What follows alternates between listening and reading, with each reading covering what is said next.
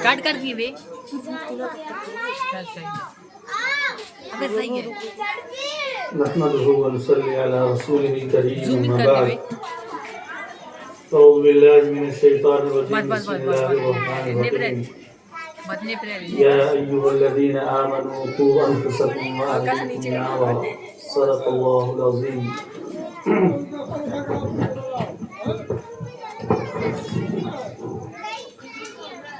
मुअज़्ज़ज़ हाज़रीन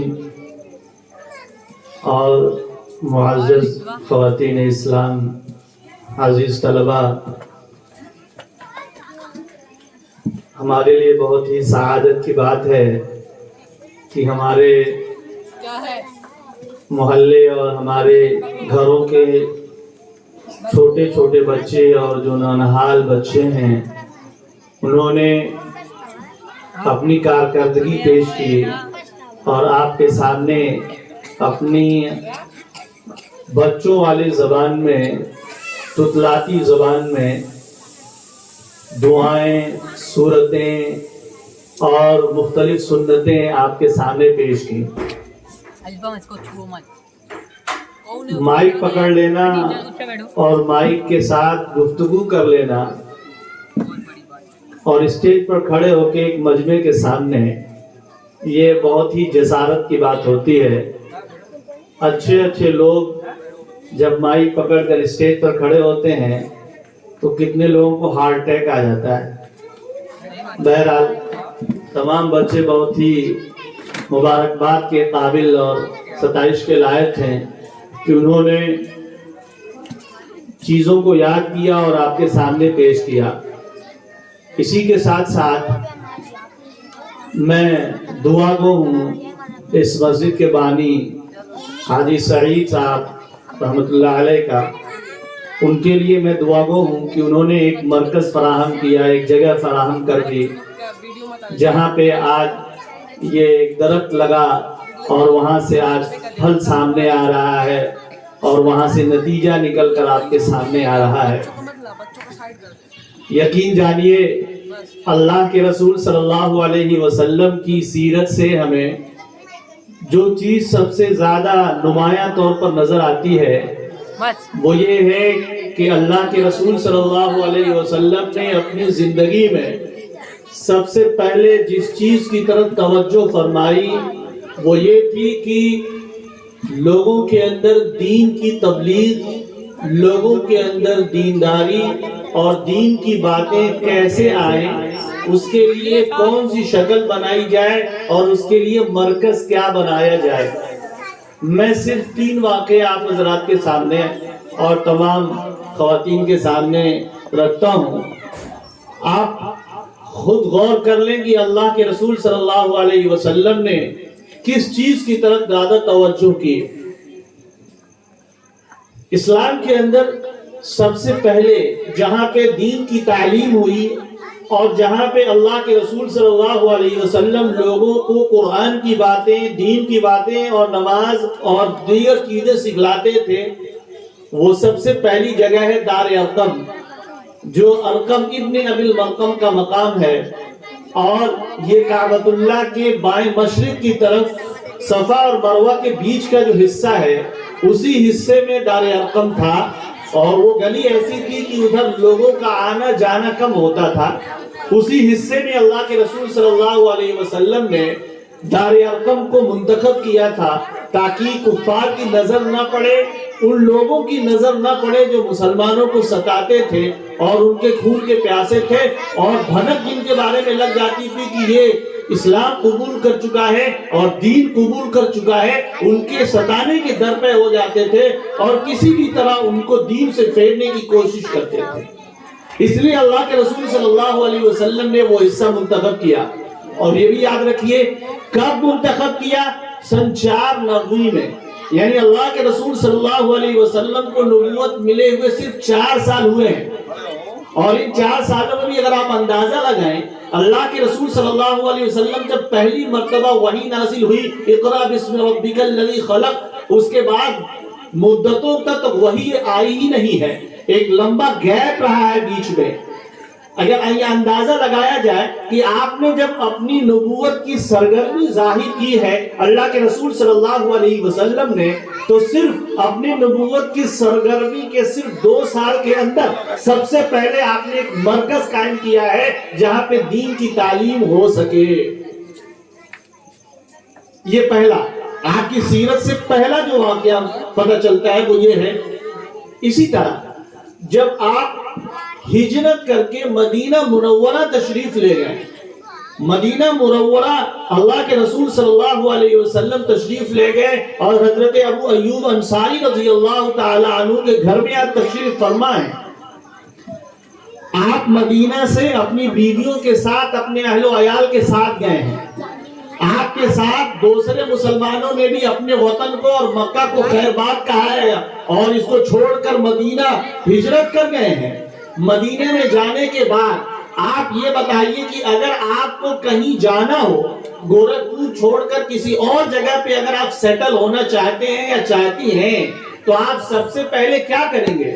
سب سے پہلے آپ یہ چاہیں گے کہ ہم وہاں اپنا گھر بنا لیں، کھانے پینے کی چیزیں مہیا کر لیں، نوکری اور کام کاج کے راستے تلاش کر لیں اور وہ تمام ضروریات اور تمام سہولتیں فراہم کر لیں جس کے ذریعے سے ہم اپنی زندگی بہت ہی عمدہ طریقے سے گزار سکیں۔ یہ ہماری پہلی فرصت میں سب سے پہلی ہماری توجہ اسی چیز پہ رہتی ہے۔ اللہ کے رسول صلی اللہ علیہ وسلم جب مدینہ گئے ہیں، قربان جائیے اس ذات پر، سب سے پہلے جس چیز کی آپ نے فکر کی ہے وہ مسجد کی ہے، اور آپ علیہ الصلوۃ والسلام نے ایک مرکز کے طور پر سب سے پہلے مسجد نبوی کی بنیاد رکھی ہے، اپنا گھر نہیں بنایا ہے۔ کسی صحابی کا گھر نہیں بنا ہے، کسی بھی، انہوں نے تو مواقعات کرا دیا اور مدینے کے انصار کے ساتھ مہاجرین کا مواقعات ہو گیا، بھائی بھائی بنا دیے گئے۔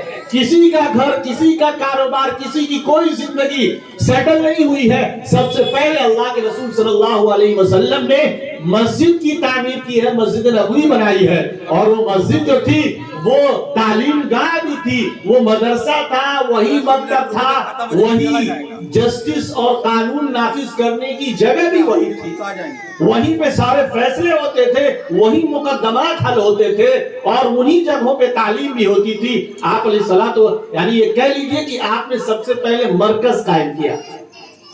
یہ دوسرا واقعہ، میں نے کہا تھا 3 واقعے آپ کے سامنے رکھوں گا، تو آپ نے اپنی ضرورتوں کو پیچھے رکھا اور دین کی ضرورت کو مقدم رکھا۔ یہ دوسرا واقعہ۔ تیسرا واقعہ جنگ بدر میں۔ جنگ بدر اسلام کی وہ جنگ ہے جہاں سے حق اور باطل کا امتیاز ہو گیا اور وہیں سے اسلام کو ایک غلبہ نصیب ہوا اور پورے خطہ عرب میں اسلام نے اپنی دھمک چھوڑی۔ وہ زمانہ تھا، جنگ بدر میں 70 کفار شہید ہوئے اور 70 گرفتار ہوئے۔ گرفتار ہونے والے جو افراد تھے وہ اپنے قوم کے سرکردہ تھے اور سب سے بڑے لوگوں میں سے تھے۔ اللہ کے رسول صلی اللہ علیہ وسلم نے ان لوگوں کے اوپر یہ طے ہوا کہ ان سے فدیہ لیا جائے۔ فدیہ کہتے ہیں کہ بھائی ان کے بدلے میں تاوان دے دو، گرفتار ہوئے ہو تم آزاد کر دیے جاؤ گے، چھوڑ دیے جاؤ گے۔ اللہ کے رسول صلی اللہ علیہ وسلم نے فدیہ کیا مقرر کیا؟ یاد رکھیے گا، فائنینشیلی طور پہ آپ اس وقت بہت ہی ویک اور کمزور تھے، آپ کو پیسے کی زیادہ ضرورت تھی، مسلمانوں کو اس وقت پیسے کی زیادہ ضرورت تھی، دولت کی زیادہ ضرورت تھی تاکہ اس کے ذریعے سے تمام چیزیں سیٹل کی جائیں، مرتب کی جائیں۔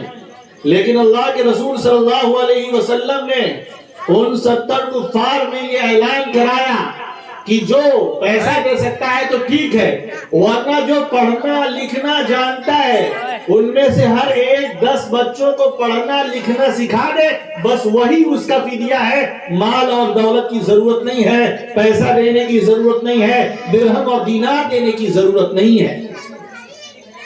یاد رکھیے، آپ کو کس چیز کی سب سے زیادہ ضرورت تھی؟ آپ کو ضرورت تھی وہ بڑے بڑے سردار تھے، آپ جتنا چاہے پیسہ لے سکتے تھے ان کو چھوڑنے کے لیے، لیکن آپ نے فدیہ کیا رکھا؟ فدیہ یہ رکھا کہ جو بھی پڑھنا لکھنا جانتا ہے وہ 10 بچوں کو پڑھنا لکھنا سکھا دے۔ یہ جس سے اندازہ ہوتا ہے کہ اللہ کے رسول صلی اللہ علیہ وسلم کی پہلی جو توجہ ہوتی تھی وہ یہی ہوتی تھی کہ جو بھی مسلمان ہے اس کو دین کی تعلیم دی جائے، اس کے اندر دین پیوستہ کی جائے، اللہ کی محبت، اللہ کے رسول کی محبت، قرآن و شریعت اس کے دلوں میں راسخ کر دیا جائے، اس کے دلوں میں پیوست کر دیا جائے، تاکہ وہ اس طرح سے ہو جائے کہ اس کے سامنے کتنی بھی طرح کی پریشانیاں اور مشقتیں آ جائیں، کتنی بھی اس کے اوپر مصیبت نازل ہو جائے وہ ٹس سے مس نہ ہو۔ یہی وجہ ہے کہ بلال کو انگاروں پر تو لٹا دیا گیا، لیکن بلال کے زبان سے عہد کے علاوہ کوئی اور جملہ نہیں نکلا۔ سمیہ وہ پہلی خاتون ہے، وہ مقدس خاتون ہے جن کی شہادت اسلام کے لیے سب سے پہلے ہوئی ہے، اور مردوں میں اور وہ ایسی خاتون ہے کہ مردوں کو بھی یہ شرف اور یہ فضیلت حاصل ہوئی نہیں۔ اسلام کے لیے جس نے سب سے پہلے اپنی جان گنوائی ہے وہ حضرت سمیہ ہیں۔ اتنا ستایا گیا، عمار کے پورے خاندان کو اتنی تکلیف دی گئی، لیکن اس کے باوجود اسلام میں اللہ کے رسول کی ایسی تعلیم تھی کہ کسی نے بھی اپنے دین کا سودا نہیں کیا ہے۔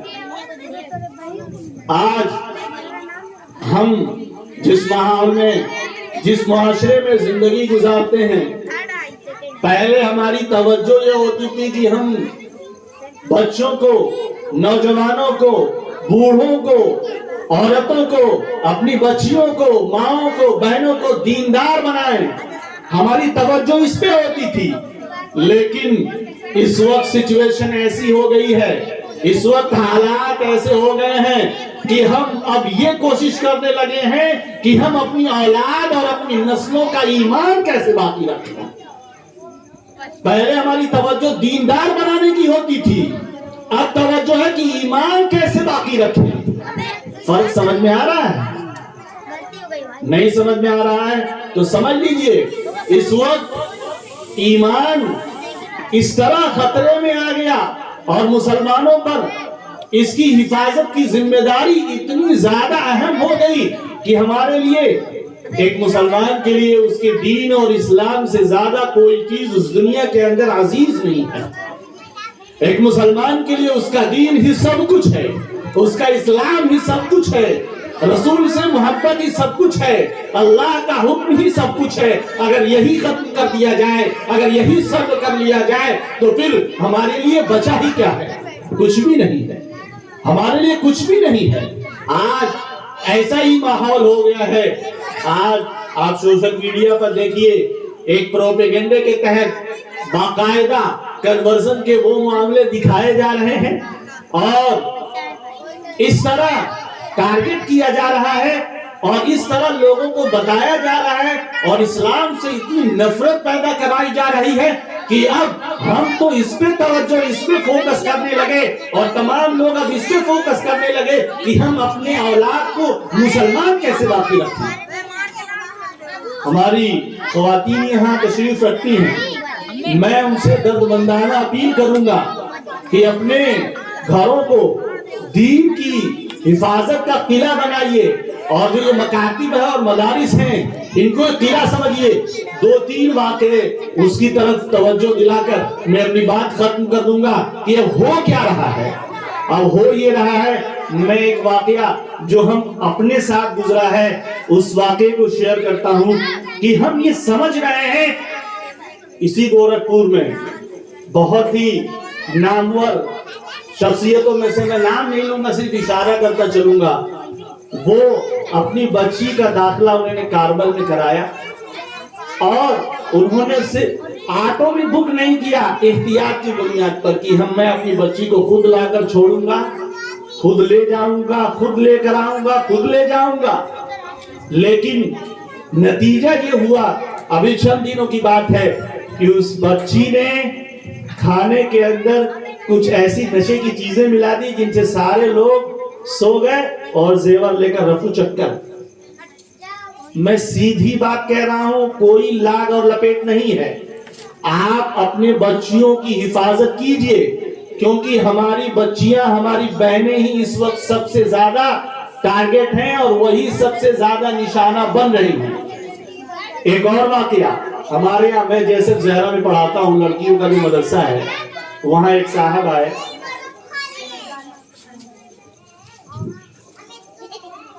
وقت ہو گیا ہے نماز کا، اس لیے میں اپنی بات یہیں پہ ختم کرتا ہوں اور آپ سے درخواست ہے ان چیزوں پر توجہ کریں. دعا کرنے، مختصر دعا فرمائیں. الحمدللہ رب العالمین وصلی اللہ علی خیر خلق محمد وصحبہ اجمعین. ربنا آتنا فی الدنیا حسنہ وفی الآخرۃ حسنہ وقنا عذاب النار.